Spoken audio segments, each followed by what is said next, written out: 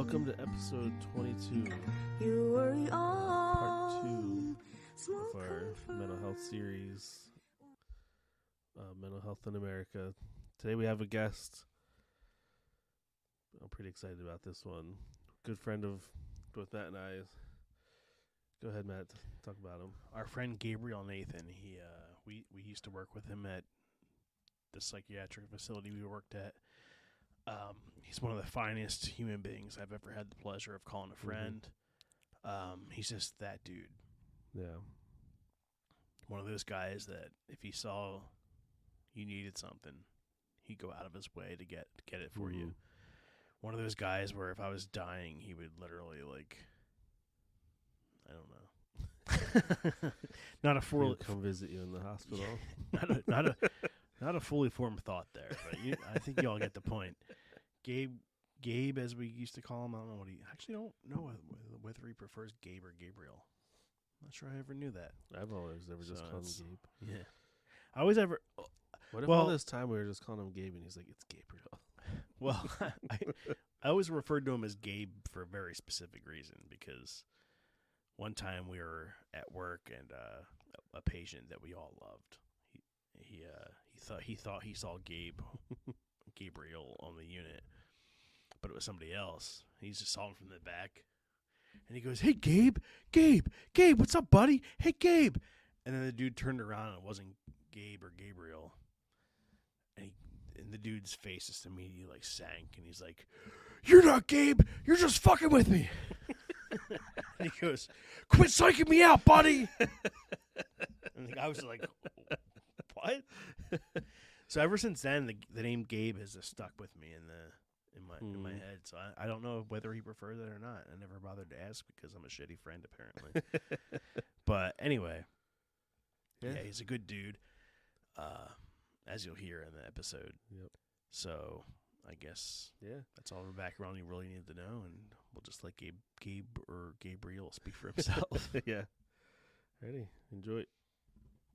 Here we are. We're here with Gabriel Nathan, who we used to work with at Building 50, better known as MCES, Montgomery. Well, actually, it's better known as 50, I guess. But you want to talk about a little bit what you did there? Or? Sure. So I started working at MCES on September 13th, 2010. It was my first day. And I left. It's funny, I remember my first day, but I don't remember my last day. I know I left in August of 2015. So it's 1 month shy of 5 years. And you know how you were saying our mental health thing kind of happened by accident? Well, so did my coming to 50. It was an accident.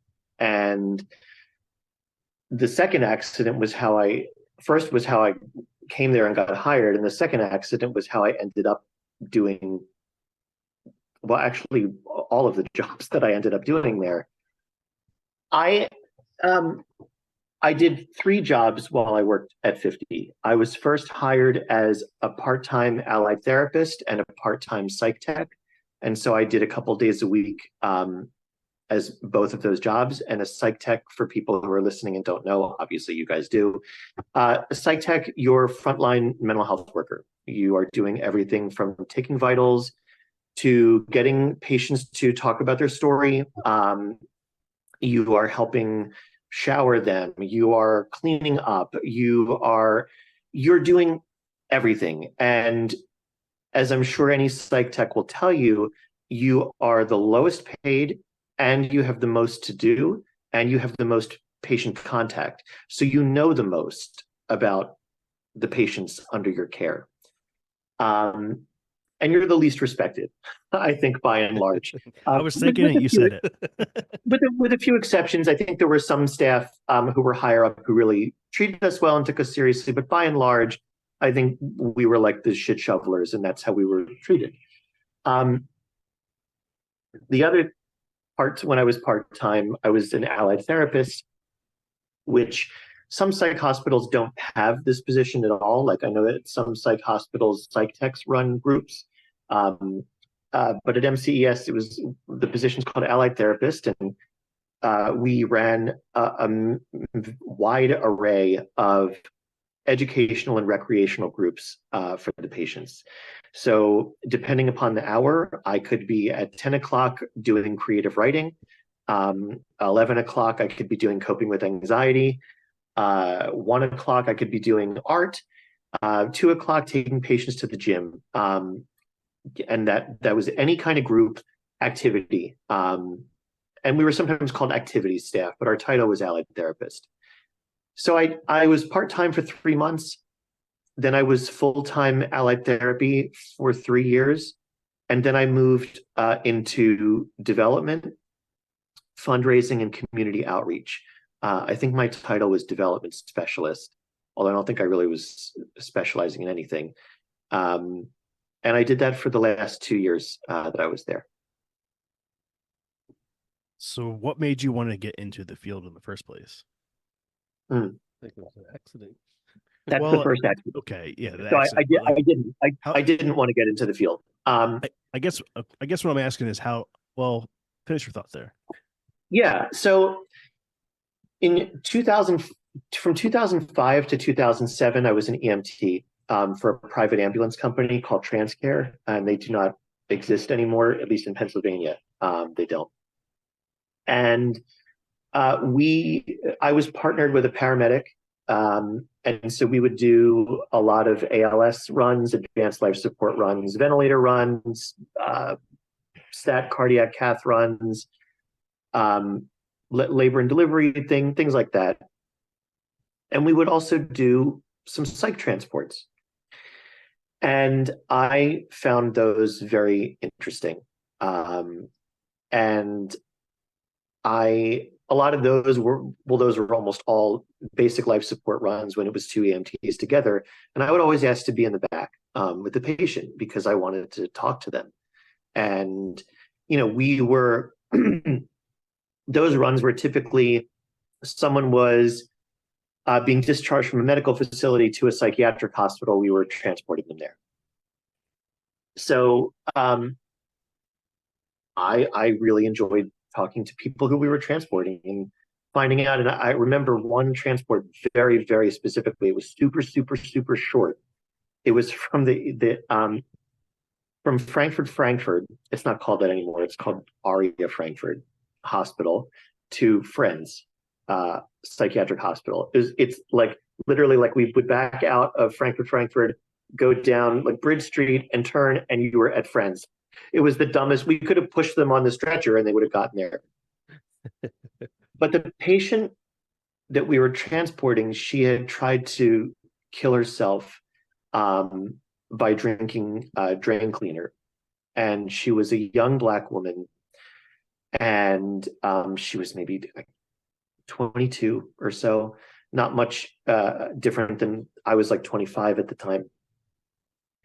And she had burned much of her esophagus. And so what they had done at Frankfurt is they had taken a piece of her stomach from down here and attached it to her esophagus. And,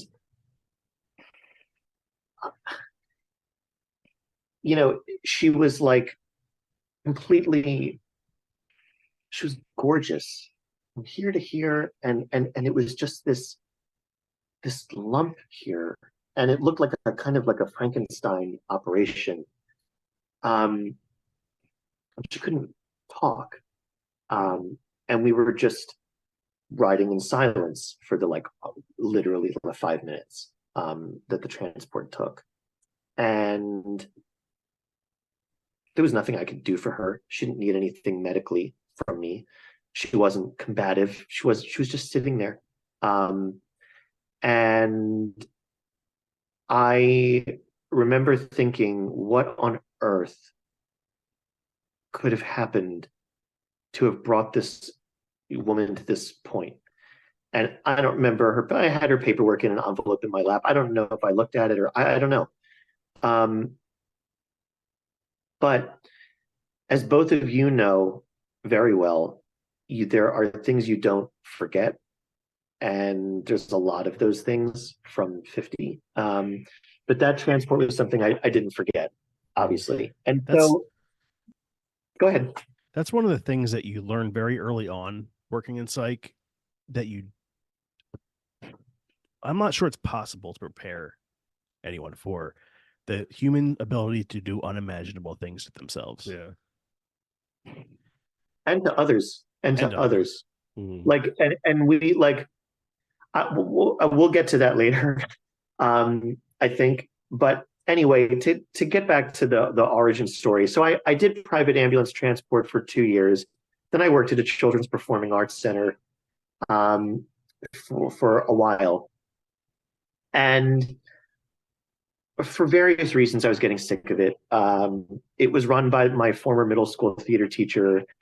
She and I were in the office together. I was trying to be taken seriously as an adult. She kind of still saw me as 11-year-old Gaby, and I was just not taking it seriously. And we were doing the same things over and over and over again. I was like, I can't do this anymore. This is dumb. And I just need to, I had a lovely time here. I just need to get out. I was looking for something to do. And I had given my notice in February, but I said I'll work the summer because we had a summer camp. And so it was approaching August, and I hadn't found another job yet. And like time was ticking, right? So I remembered that a dispatcher who used to work for the private ambulance company had also worked at MCES. And she was the wife of a former supervisor of mine on that job. And so I got in touch with them, and I was like, I'm going to apply to work on the ambulance. I really enjoy doing psych transports, I went and interviewed for a job on the ambulance. I interviewed with Ginny Graves. And then, sorry. and then they brought me, a couple weeks went by, they called me again. I came and I interviewed with Gary with the hearing aid. Yeah. I interviewed with Gary. Then they brought me back again a third time. I met with Naomi and Ginny and Jesse. And then Ginny called me one day and she was like, so Gabe, all we have on the ambulance are Thursday, Friday, Saturday, Sunday, 8P to 8A or something like that. And I was like, you can shove that up your ass. I'm not fucking doing that. I said, I'm not interested in that. And she said, okay, I awesome figured. You said just like that. Well, so she said, I think we have something better for you. With your education, and I had a Master of Arts in Education degree at that point. She said, with your education, I think you would be better suited to teaching groups on the unit, teaching coping with anxiety or teaching da-da-da-da-da. She pitched it like I would be a teacher. Okay. And I said, okay. I had never been inside a psychiatric hospital before. I had never, I had taken some psych classes. I took an addictions course in my master's program, my Master of Ed program. But, and like you said, Matt, nothing can prepare you for this anyway. So I think for years, I lived with a lot of shame and guilt about how like I didn't belong at this place. I didn't know my ass from my head, and I was faking it and pretending. But again, the fact of the matter is, it doesn't matter what letters you have after your name. It doesn't really matter what experience you had before, because it really kind of all goes out the window when you get in there. Mm-hmm. And you're really learning on the fly, and you're trying not to hurt anybody. You're trying not to get hurt, and make it from 1 hour to the next, really. Mm-hmm. So that's how I landed there, really. Yeah, I sort of landed there by accident as well, and I kind of wonder what the percentage, now I'm thinking about it, is of people who work in facilities like that who were there by accident. Yeah. Oh, I think it's relatively high. I don't have evidence to back that up, but I think unless you have studied, you have a bachelor's in psych, and you have like someone who worked there before, which of course a lot of people who worked there did or were related. I really think there are a good many people who just get there by accident. And And it's kind of funny that job we stumble into is something that sticks with us for as long as it has. I mean, you started there, I guess, just about 6 months after I did, and you left there about a month before I did. But Wow. here we are 15 years later, almost still talking about it. Right. I know. Get a life, right? We need to get the fuck over it. As much as I didn't hate the job. I hated the way how difficult management made it to do my job. And I hated the fact that there were certain people in management who you had to walk on eggshells around. And that made it more difficult to do your job. And it made it more difficult. An already stressful job. And an already stressful job, you have to worry about what's going to happen on the unit and what's going to happen after you step off of the unit. And that's not good for us. It's certainly not good for patient care. And I think that's probably a problem that's not limited to MCES. It's probably field wide. It's just, yeah, I think there is, in every job like this, and I think that we are perhaps more than we realize comparable in a lot of ways to law enforcement. If you think about it, like both are closed societies, right? You're either in or you're not. Okay. We got the keys, they don't. We can restrain, so can cops, right? We take away your freedom, just like the police. We keep you in a secure facility, just like the police. We're like, tell me if you didn't feel when you were doing rounds or responding to an emergency on the unit, you're a first responder. We were the first responders. We were the sheriff's deputies in that little town, right? Mm. And I think the point that you were making about admin being like dumb fucks, for lack of a better word. That's a pretty good word. Yeah, thank you. I've got a pretty elevated vocabulary. There is always, I think, in those kind of jobs or milieus, as we used to call it, there's a vast, wide gulf between the people on the ground and the people. One guy in law enforcement put it this way: the guys with flags in their offices, the people with the big desks and the bookcases and the big salaries and the what. Even though some of them used to work on the unit, that was a long time ago for them, and they've forgotten. Okay, or it was very different then, and they're institutionalized now in a different way than we are. We're very institutionalized downstairs. They're very institutionalized upstairs. And I think, ne'er the twain shall meet, right? And when you have people who either have never done the job, they've never walked the walk, or they have done it and forgotten about it, you're going to get a lot of that. Looking at you, DPW. Well, I mean, they're a whole other story. Really, like, and we can get into that, and I might get my pee slapped for this or whatever, but like, there is no oversight. There is no real oversight. Announced inspections? What are you, fucking dumb? Just fucking come in. Just don't tell anybody that you're coming. Just fucking swoop in there one day, okay? And if you really want to see what's going on there, that's how you do an inspection. Yeah. You don't say, oh, at some point in the next 3 weeks, we're going to come and, oh, you can select the charts and da-da-da.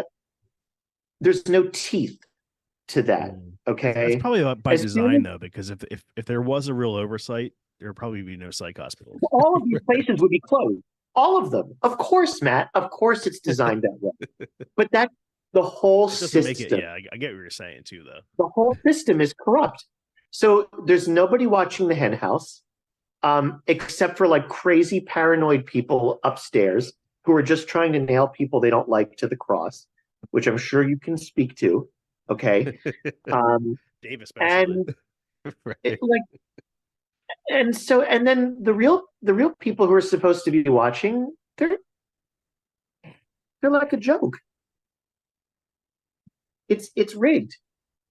Yeah. So, and of course, right, if there were real inspections, there would be no facilities like this, and where the hell would everybody go? The bottom line is everybody needs someone to take out the trash, and that was us. It's true. Yeah, as frustrating as it is, it can be easy to do this, but one of the things that I never wanted to do is lose sight of why we were there, because especially in our particular facility, I wouldn't say majority, but a very large number of our clientele were people who were repeat.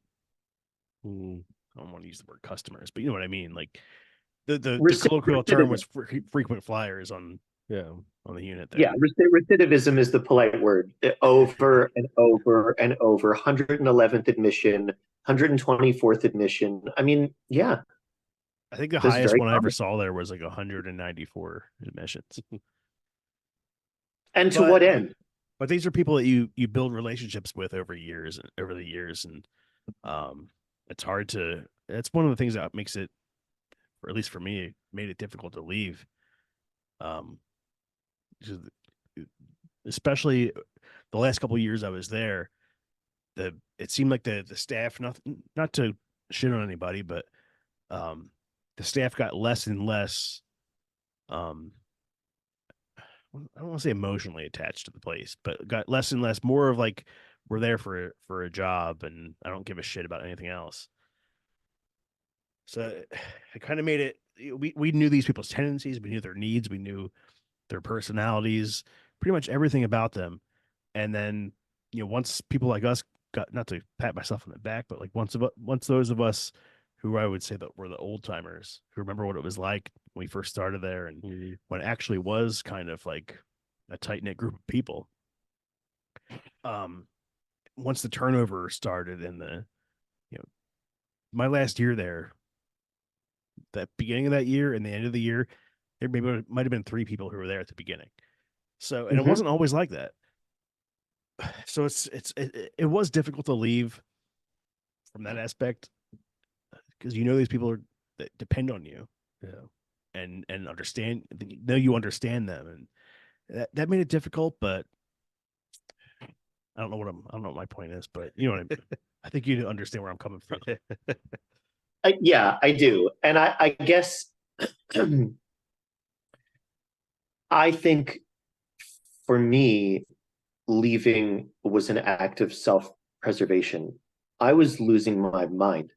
I was losing weight. I was not sleeping. I was obsessing. Oh, and this was 2 years off the unit. I'm talking about when I was upstairs already. The criminal justice division was being taken away by the county. I was involved in that in an effort to try to save that. Tension on that side of the hallway upstairs was extremely high. And I had just gotten a grant, a year before, for this. You were talking about recidivism. I had gotten a grant for a visiting nurse program to send, I think it was like 8 of our psych nurses into the community. We would match them with patients who were at risk for bouncing back, and we would try to keep them out of the community. Yeah. And, I was flying by the seat of my pants. I'd never run a program like this. And I was terrified that someone was going to get hurt in the community. When patients come to us, they're searched, they're locked the fuck up. Like, okay, someone can make a shiv out of a toothbrush, which has been done. But like in someone's apartment, you don't know what the hell they have. Yeah, it's a lot less controlled environment for sure. Yeah, but and Naomi to people's apartments. Like, I mean, so I was really losing my mind, and I knew. And when I started seeing all the layoffs happening, I was like, and people just voluntarily leaving, I was like, well, either I'm next or I don't want to be around for what's next. So sometimes, I guess the point that I'm trying to make is that I think we not martyr ourselves, but are like, I have to stay, I have to stay, I have to stay, I have to give it one more month. I have to. Why? Like One of it. you may have heard this, but one of the doctors we worked with, he used to say it was like being in an abusive relationship. Very much so. When I heard him say that, my mind was like, that's exactly what it's like. Very, very much so. And it is absolutely, you are an abused spouse when you're there. And they tell you they love you, and then they hit you. And it's a very, I think the word toxic is super overused now. And just use another one, gaslit. But I think they're both very, very appropriate here, and relevant. Now, from time to time on my Instagram, at Nathan is my last name, like, share, and follow. I sometimes will post about my time at the hospital. And I've gotten shit from former coworkers of mine, really only one in particular, who never barely even spoke to me while I was there. And she will say things like, she never comments on anything except when I make a post that's critical of the hospital, which is funny. I had a lovely experience, and and I'm like, well, that's great for you. And my sharing my experience doesn't invalidate yours. And I had plenty of lovely experiences also, but many not. And that's my truth. And you have yours, and you have yours. And that we own that. The same as we own our trauma. And there is nobody, with keys or without, with an ID badge or not, who has not left that place traumatized. Period.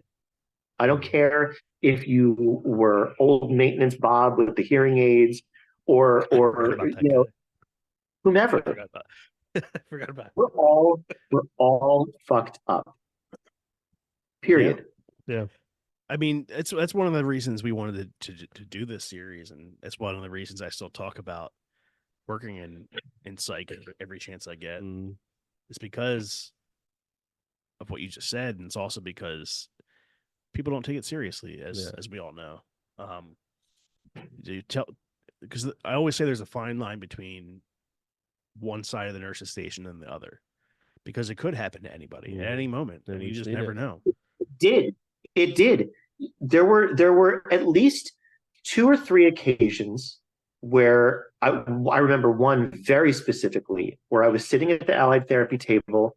I think I was sitting with like Tom and Amanda, and a tech came back from crisis and was like, "You're never going to believe who's out in crisis." And it was a colleague of mine. Yeah.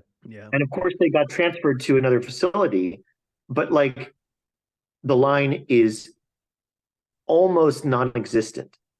And I think that, when I think about orientation, and I remember Corinne doing the vast majority of my orientation, and I remember Nikki doing part of it, and I remember Michelle Monzo doing a part of my orientation, and talking about the mask that you have to wear. And people are going to find anything they can. They're going to know how to get you, and all of that stuff. I remember all of that. What I don't remember is anybody saying, "You're going to leave here traumatized." And I don't remember anybody saying,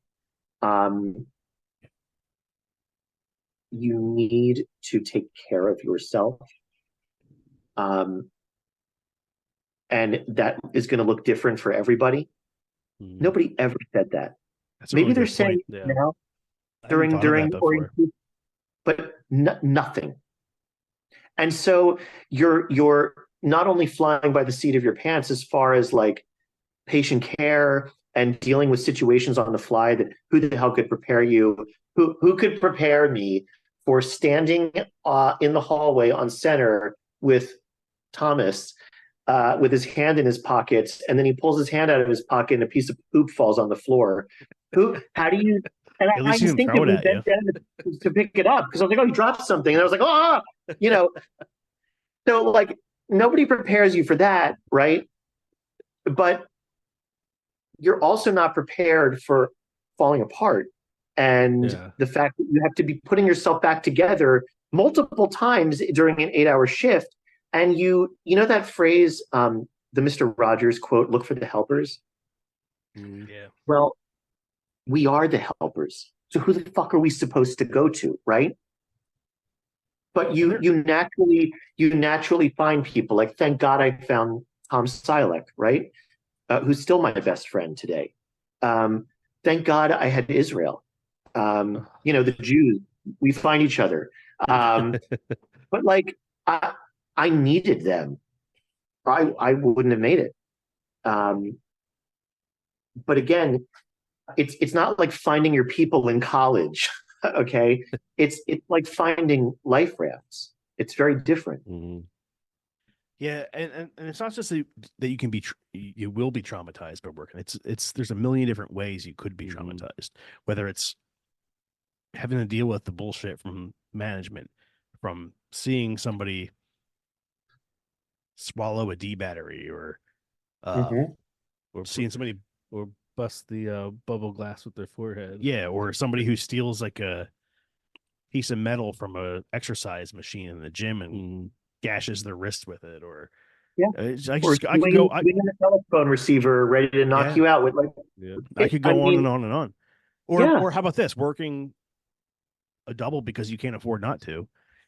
Getting there at 6:30 in the morning, leaving at 11:30 at night, driving home. Like some people worked. I mean, you work pretty far away from the hospital. Some people, and then having to be back there at 5:30 or 6 o'clock the next day. What do you sleep for 3-4 hours? And not just be there, but be there. Yeah. Be on your game. Walking down center hall, doing the head swivel, knowing what's on either side of you, trying to feel what's behind you. Like people knowing that weaponized colostomy bag can come flying at your face at any second. Oh my God. I can smell it. People have no idea. And we're not heroes and we're not beating our breasts and whatever, but like you don't understand. And I think some of our critics don't understand either. And that's why we wanted to do this, like for our 3 people who actually listen to us. Hi, Mom. I want people to understand, or at least try to help them understand how important this field is, how important the issue itself is. Even if you don't have a mental illness or somebody that you love who does, there's somebody in your community, somebody you work with, somebody you know does, and it might not be bad enough where you need inpatient psych or even outpatient psych, but somebody you know is struggling with something. Yeah, and people who I'll add to that. It's not even just mental illness. It's situational life stuff. It's crises that come on. I think a lot of people, I do a lot of suicide awareness advocacy work on my own as just an independent person, right? And I think a lot of people have this idea that suicide and mental illness are inextricably linked. And if you don't have a diagnosed mental illness, you're not at risk for taking your own life. And that's bullshit. Okay. Anybody can become suicidal given the right or wrong set of circumstances. Okay. You get reprimanded at work. You're caught looking at something inappropriate at whatever.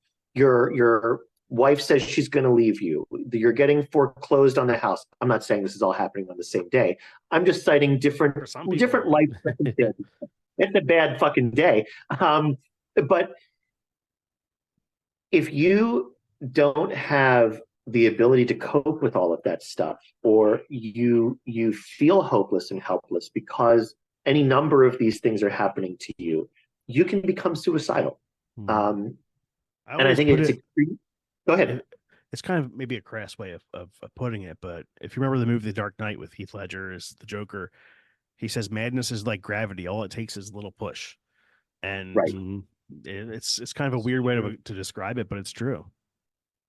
It is, but I think there are still people who believe, not me, not me. Yeah, them, sure, yeah. But like, and I don't want to I was going to say I don't want to get into, but I do. The whole gun thing in America, um, I think that people are so reductive, and there's crazy people and there's sane people. There's criminals and there's non-criminals. Um, there's responsible gun owners, and then there's whatever. It ain't that simple. And you can't divide people that way. Okay.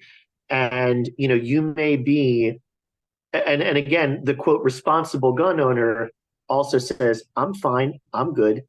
Well, you may be good today, but you may not be good tomorrow. And you've got that thing in your house, right? That's super, super easy to purchase, super, super easy to use, especially if it's locked and loaded and ready to go. And so again, that mindset, there's crazy people and sane people, there's criminals, and this is it.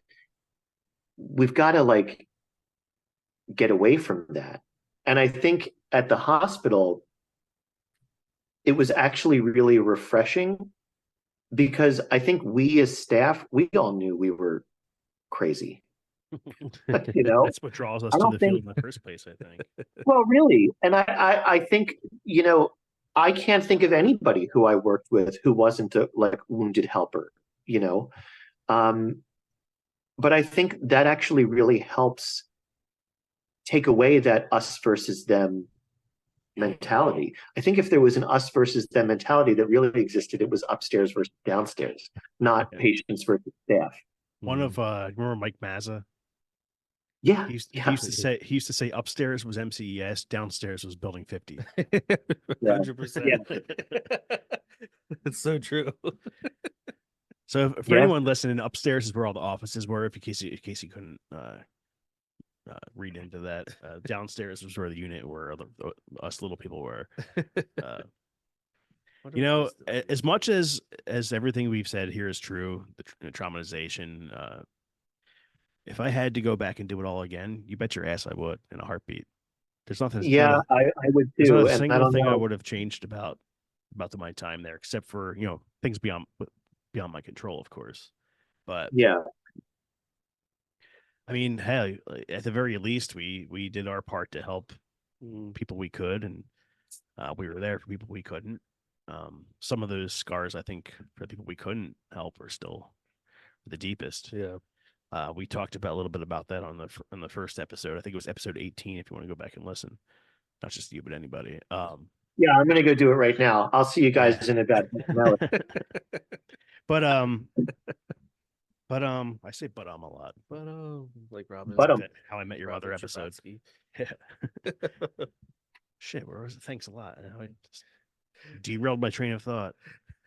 you were talking about people we couldn't help. I'm glad I was there. Yep. As shitty as it was sometimes, I'm really appreciate the experience. I appreciate the people I've met, people I've built relationships with, again, on both sides of the nurses station. Like here we are talking to you. I probably haven't seen you in like 5 years. It's probably been right around that. Yeah. Even longer for me. Yeah. It'll be 10 years in this November that I left there. Wow. There are people on both sides of the nurses station I think about every day. Yep. I wouldn't trade having met them for the world, and you're definitely one of them. You're one of the finest human beings I've ever met in my life. And I don't care what you say, it's true. So back on topic here. Do you still have Herbie? Is that still a thing, or no? Oh, no. So I'm over 2, I guess. No, you're not. It's okay. This is what catching up is like. For those for the other person who listens to this show who doesn't know, whoever that is, I don't know who your third listener is. We don't know either. From 2017 to 2023, I had a Volkswagen Beetle, a 1963 Bug that I did up as Herbie the Love Bug, that I used as a vehicle, to generate conversations about mental health and suicide and suicide prevention. I put the number back then, it was 1-800-273-8255 all over the back window. And I daily drove him so that not only was the car seen and made people happy and smile, but the message was seen as we would pass by them or go to a car show or an event, a mental health event, or anywhere. And we did a lot. We did a lot together. We covered thousands and thousands of miles, got into some real fucking jams together. But it was a beautiful partnership. And we made speaking of beautiful, we made a film called A Beautiful Day Tomorrow, taking suicide awareness on the road. You can see it on YouTube, where I went from Philly to the Vermont-Canada border and talked to both friends of mine and strangers about suicide and losing people to suicide and debunking some myths along the way. And for a variety of reasons, I ended up selling Herbie to a friend of mine who is also a Herbie freak and has always wanted a Herbie of her own. And the time was right. I was really burning out on using him the way I was using him for this work. It was really, really hard. It was incredibly expensive to keep this 60-year-old car on the road. And I just couldn't do it anymore. I didn't want to do it anymore. And I was really starting to resent him. And it was not lovely anymore. And so I sold him in November, and I am continuing the work. I still advocate online and IRL.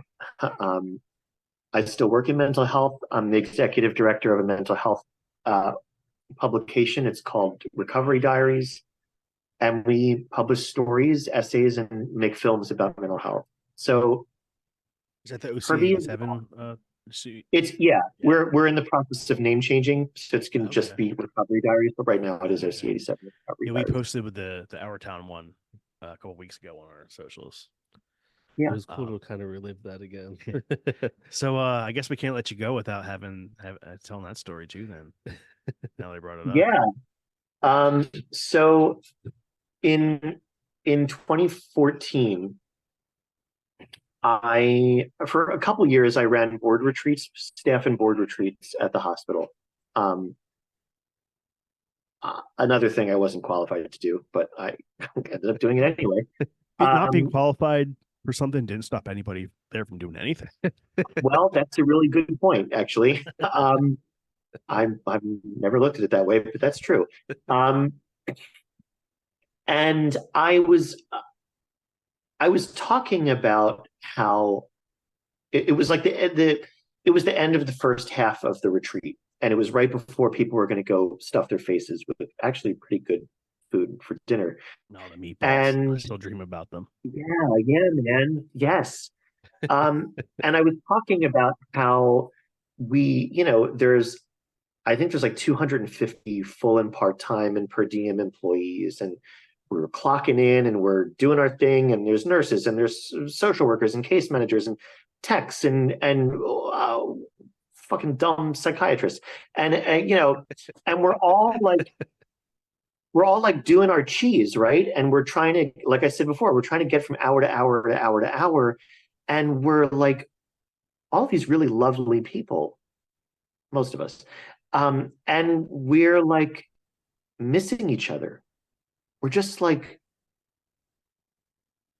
we're not seeing each other. We're not seeing how extraordinary this is because we're too in it. We're too in the muck of it, right? And I said, there's this scene from this play, Our Town, where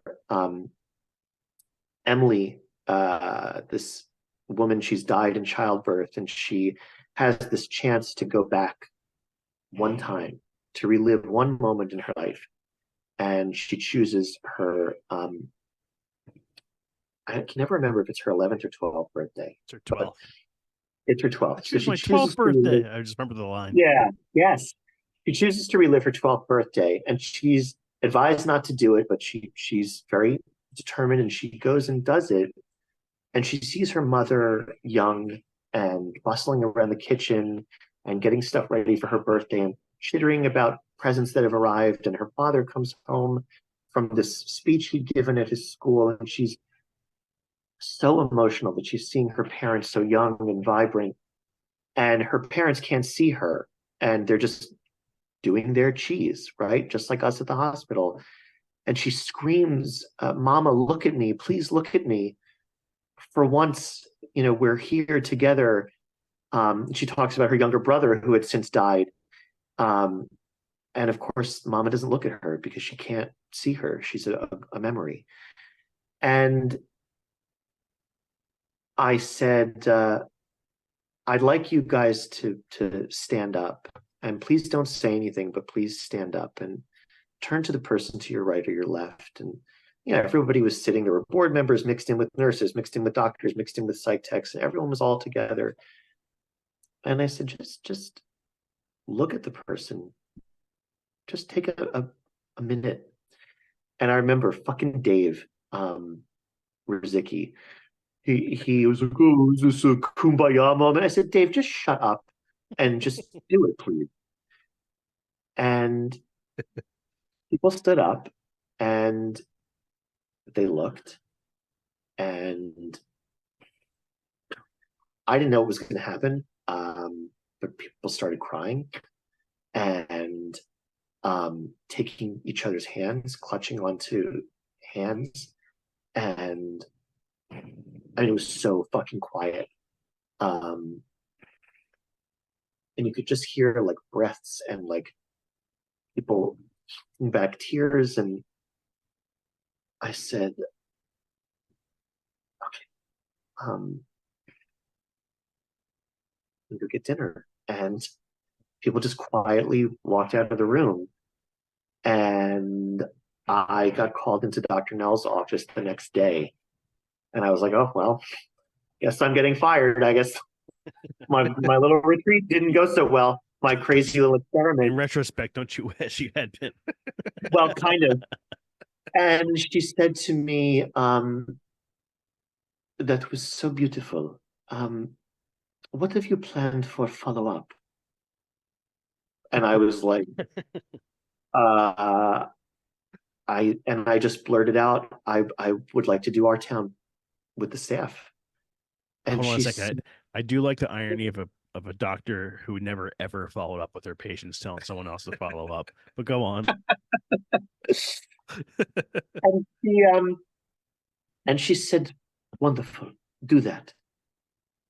And that was go do that. And I went home and I started reading the play, and I started hearing people's voices. Staff member, two very specifically. I heard Steve Rodney. I knew I wanted him for the drunk choir master, Simon Stimson, and I heard Naomi. I heard Naomi's voice so clearly as Mrs. Webb. And I started hunting people down. I didn't hold auditions. I remember. I went after people like a fucking madman. And I was manipulating people and like arm twisting and lying, like straight up. Oh yeah, it's going to be no big deal. Da, da, da. I didn't know what it was going to be. But it turned out that I had done a little symposium for cops in Montgomery County, talking about stress and PTSD with like Tony and Michelle Monzo. And we went to go look at a space. And Tony was like, oh yeah, there's an auditorium kind of thing at Building 33. And we went to see it, and my jaw dropped. This is a 600-seat old school theater built in the early 60s, with a proscenium stage and a fucking stage right and left backstage, and dressing rooms with mirrors and the fucking light bulbs, bathrooms backstage, a piano. I was like, what the fuck? What the fuck is it? No, I studied theater in school for college. You show a theater major this space, I almost came in my pants. Okay. I was like, I can't believe this is here. And they said back in the day before deinstitutionalization, they had movie nights for patients. Patients put on little plays and skits. According to the woman who was the maintenance person responsible for Building 33, the last production that had been done there was a community theater in Narberth did A Christmas Carol, like 30 years before. It hadn't been used for a play since. So once I cast the show and I had picked someone to help me, Kate Murray, to serve as my stage manager, we started rehearsing. We rehearsed. Our first day was in late August. It was so fucking hot. I couldn't. Everybody was dripping sweat. People were asking me questions about, are we going to have accents? Are we going to have costumes? I was like, I was just, I don't know. But most of the people had never been in a play. I had people dropping out. Dan from Criminal Justice was on his motorcycle, hit a deer. Oh, I forgot about that. He was out. He had to be airlifted to Penn downtown. I went and visited him. He was out. William Washington dropped out. Chris Campbell dropped out. He ended up doing lights. People were scared, which is so funny because, like, think about the job that we do and the things that we see and do, but they were scared about being on stage. It's a totally different thing. And but I know I've talked for a long time, but the long story short is we rehearsed from late August. We performed December 20th and 21st. Two beautiful performances. We raised over $3,000 for the patient fund. And I think as lives were changed simply by working in that place, I think lives were also changed being in the show. I think we were able to see each other, not just in the way that Thornton Wilder was saying, look at me, let's look at each other, but to see each other in a very different way than we ever had before, as capable of things we didn't know we were capable of being creative and emotional and kind of sensitive with each other. It was pretty wild. It's a pretty wild thing.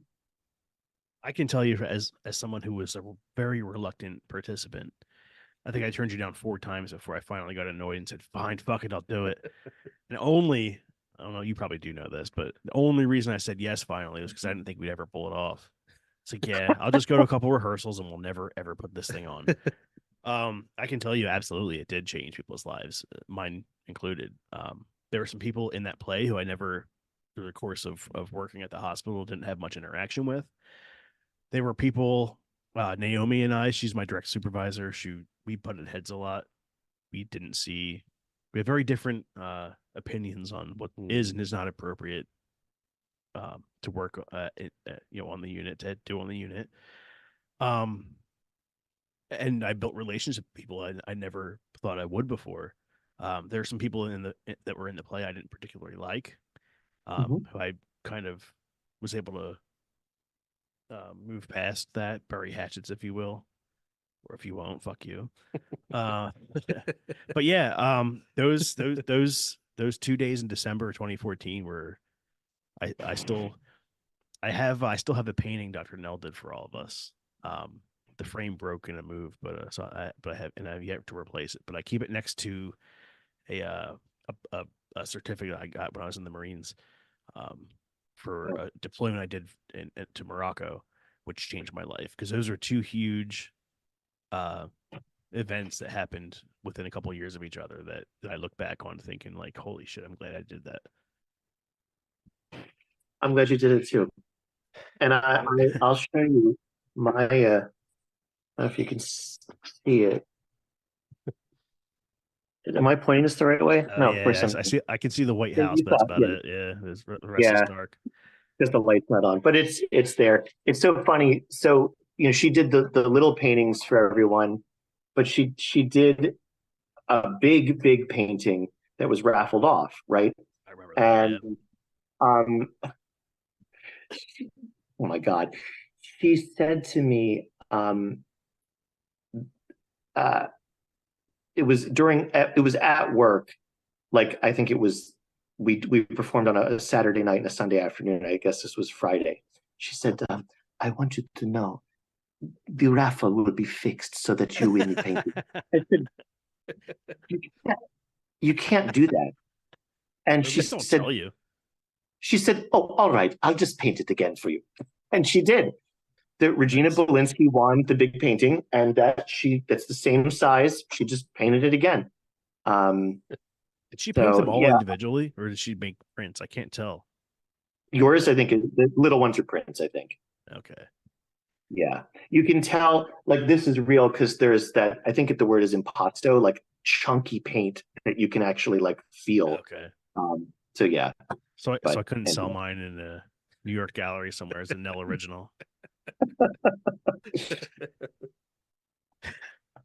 Mine is just a reprint of a Norman Rockwell painting. So put a little bit of chewing gum on it and be like, oh, it's impasto. You can feel it. Just like the unit. Yeah. Gum and bloodstains everywhere. So the painting itself is in the first act of Our Town. The stage manager kind of sets the scene of what the town looks like, and I think the painting is the two houses of the main families, right? And the big butternut tree right in the middle. Yeah. And I remember when I asked her to do it, she said, can you send me pictures of what houses in New Hampshire looked like back then? And also everything that's in the gardens. So I remember printing out pictures of heliotrope, hollyhock, Mrs. Webb's sunflower. And a lot of burdock. A lot of burdock, yep. And God, it's unbelievable what you remember. I'll show you this. I could probably still recite some of the Oh, I know. This is my director's script. And I have all of this lovely, I guess, ephemera from the show. I love this card. Naomi gave me this.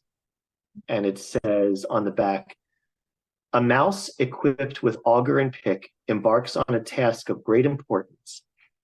Though small in stature, his earnest demeanor, preparedness, and commitment will see him through the tedium of his avocation. They are the virtues that lead to accomplishment. And what the hell? This is oh my God. I asked Steve Roddy, who has a mind like I can't even, he said to me, I want to write to you some of my feelings about the play, okay? So the play happened December 20th and 21st of 2014. I got this letter from Steve Roddy June 8th, 2015.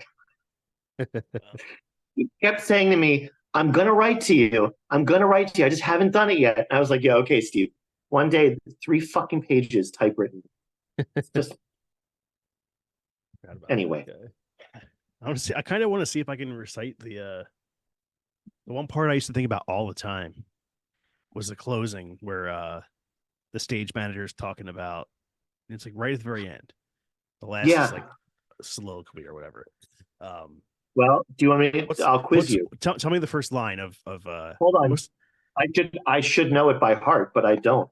If you tell me the first like couple words of that last after Emily goes back to the grave, that's the stage manager. Well, so the very last thing is George Gibbs throwing himself. Yeah, right after that. What's the first line after that? This is the stage manager says. Most everybody's asleep in Grover's Corners. Most of the lights are out. Down the train, old Shorty Hawkins just watched the Albany train go by. And down the livery stable, some people are sitting up late talking. There. What's next? Hold on. Don't tell me. Just say line. Line. First couple words though. Yes, it's clearing up. Yes, it's clearing up. There are the stars doing their old crisscross journeys in the sky. Scientists haven't settled the matter yet, but they seem to think there's no living beings up there. Just chalk. Fire. Oh, fuck. Hold on. Give me a second. Oh, damn it. I really thought I had this. Only this one. Only this one's straining away to make something of itself. And the strain's so hard that every 16 hours, to set down and take a rest. Looks at his watch. 11 o'clock in Grover's Corners. You get a good rest too. Good night. How'd I do? Wow. I'm very, very impressed. You're not just Rain Man when it comes to sports stuff. It's everything. I'm very impressed. That's really lovely. That part that I really liked, and the part used to kind of kill me from, it was the part in the cemetery where he would say, "There's some Civil War veterans over here, iron flags on their graves." They'd have thought Had a notion the Union ought to be kept together, even though they never saw more than 50 miles of it themselves. All they knew was his name, friends, United States of America, and they went and died about it. That part used to get me every single time. Yeah, but, as we're on the brink of a second Civil War. Yeah. Well, at least we're well armed. Well, yeah, some of us are.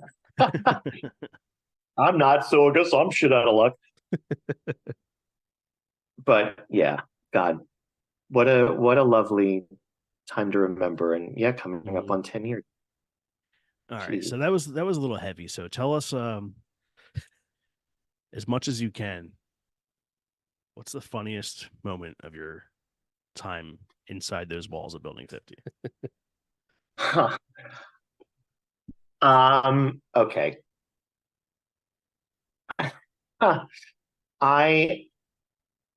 This is the funniest thing I ever did, I think, or said. We were having a meeting about a patient who very sadly is no longer with us. But back then he was. And so this patient had a habit of self-harming because God was telling him to self-harm, and the clock would be at a certain time, and this person would harm themselves very severely. They would run full steam down the hall and hit their heads. They would stand on their bed and jump down and split their elbows. I know you know who I'm talking about. Yeah. And, you know, we were so reactive to everybody, really, but particularly to this person. And so this person would run down the hall and hit their head. So we put him in a helmet. Then they would jump off the bed and split their elbows. So we put elbow pads on. Then they did the same thing to their knees. So we put knee pads on. And he looked like he was in the X Games, for Christ's sake. Like, you know, and I remember we were having a meeting. We were all sitting around the chart room table. And it was the psychiatrist, who was a moron sandwich, and it was the individual's social worker, and it was psych techs on the shift, and it was allied therapists, and it was the head of allied therapy, and it was everyone. The psychologists were all sitting around, and the nurse is giving report, and the psychiatrist says, and keep in mind, like, all of this crazy, life-threatening stuff is happening with this patient. And the psychiatrist says, you know, I heard he was masturbating in his room also. Oh, it's your first time? And I said, oh, that's great. Are we going to put his dick in a helmet now too? And like, there was a split second, and the psychiatrist looked at me like that, and everyone else like fucking busted out laughing. And in particular, I remember Mateo. Mateo was like gonna die. But I've like, never heard that story before. That's I amazing. think that was a big moment for me. But like, here's the thing about that. Remember early in this episode together, you said you were talking about the first thing that you did with you and Dave, and you're like, I don't know how some people are going to take it because it's kind of like joking around. And da, da, da. I think there are some people who can hear that story and be like, what a piece of shit. How dare he make fun of this young man who was so. I'm not making fun of him at all.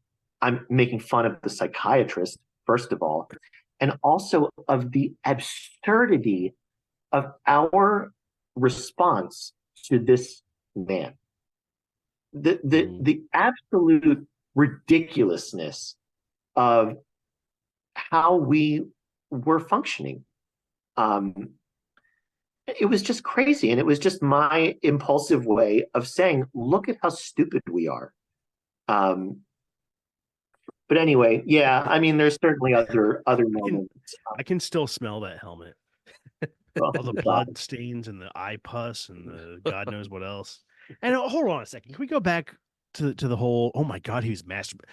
If you went on that unit with a freaking black light, what do you think you would see? Like, come on, oh my man. God, please. Yeah, also, I know. There's worse than any like Motel 6 on the planet. Yeah. Patients get what 3 channels that may or may not work on the TV. They watched for 2 years straight. We watched The Dark Knight and I Am Legend, and that's it.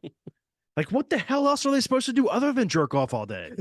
There's nothing else to do. And not only that, so many of them were getting snowed with so many antipsychotics. If you could get it up, like, good for you. That's a miracle.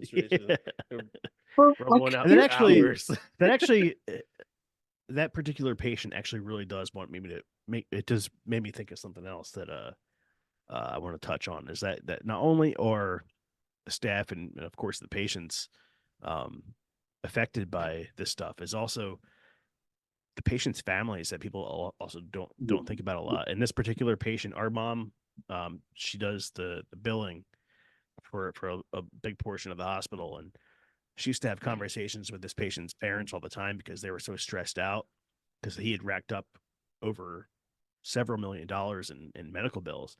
And there was nobody there saying like, holy, like, dude, this is not what you should be worrying about right now. There's no one there telling them. They were afraid that their credit was going to be affected. And like, that's when you have a patient or a son or any relative for that matter in such a severe state, that should be the last of your worries. But there was nobody there to tell them, hey, don't worry about this. We'll get it covered one way or another. That just reminded me of it. Yeah. And he was one of the lucky ones to still have parents who were deeply invested. And because so many burn bridges, either through deliberate acts and antisocial behavior, or parents just get burned out. They're scared, they're threatened physically, destabilize the whole family. I mean, it's a nightmare. It's an absolute nightmare. And there's no safety net for these people. And, so yeah, nobody does think about the families. You're absolutely right. All right. So I think we've taken up enough of your time. I want to keep you all night, but I'm not even getting paid. Jesus Christ. All these Eagles fans are like, who is this fucking jerk off? You did, however, save us from having to watch that last game of the season that year where they lost and they should have made the playoffs, but didn't. The 2014 season. We didn't get to watch that last game because we had a show that day. So so thank you. 10 years later. Hey, I'll take that. All right, man. Well, anytime you want to come on and bullshit with us, or just in real life bullshit with us, yeah, I would love it. And you did put the bug in my ear about a 10-year reunion. I'll think about it. Well, good to see you, even if it was virtually. Where's the woolly? I'm sorry, can't talk. Good seeing you, Gabe. Thank you. Thanks for all right, dude. You guy. You love my nose. Alrighty. All right, man. Good to see you. Take See you, man. Bye.